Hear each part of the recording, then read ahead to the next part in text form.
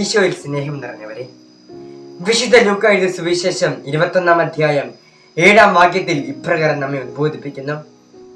അവനെ പിള്ളക്കച്ച കൊണ്ട് പൊതിഞ്ഞ് പുൽത്തൊട്ടിയിൽ കിടത്തി. കാരണം സത്രത്തിൽ അവർക്ക് കിടക്കാൻ സ്ഥലം ലഭിച്ചില്ലായിരുന്നു. സ്നേഹമുള്ളവരെ, വീടുകളില്ല, വഴിയമ്പലങ്ങളില്ല, മാനവനൊഴിൽ വന്ന് പിറക്കുവാൻ ഇടമില്ല. ഇതാ ഉണ്ണി യേശുവിനെ വന്ന് പിറക്കുവാൻ നമ്മുടെ ഓരോരുത്തരുടെയും ഹൃദയങ്ങളാകുന്ന സത്രത്തിന്റെ കവാടത്തിങ്കൽ വന്നു മുട്ടുന്നു. അന്നത്തെ സത്രത്തിന് സംഭവിച്ചത് നമ്മുടെ ഹൃദയങ്ങൾക്ക് സംഭവിക്കാതിരിക്കട്ടെ.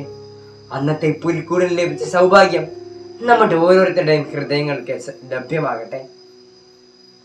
പിതാവിങ്കിലേക്ക് കണ്ണുകളെ ഉയർത്തി അപരനെ നാം നമ്മുടെ ഹൃദയങ്ങളിലേക്ക് സ്വാഗതം ചെയ്യുമ്പോൾ മാത്രമേ ദൈവവചനം നമ്മളിൽ മാംസം ധരിക്കുകയുള്ളൂ.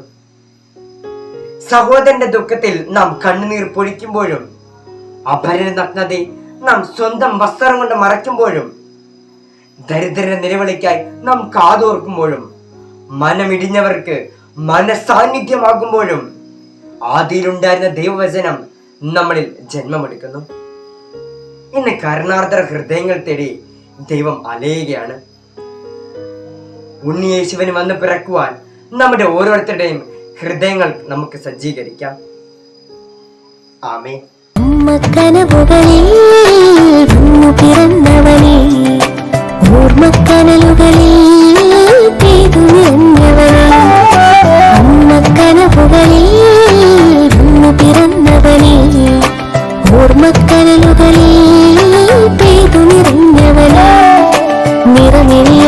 തിരുമൊഴിവരമായി പാതിലറങ്ങി ഇരുകരവും ഞാൻ തിരുഹൃദയത്തിൽ ചേർത്തു പിടിച്ചിടാം.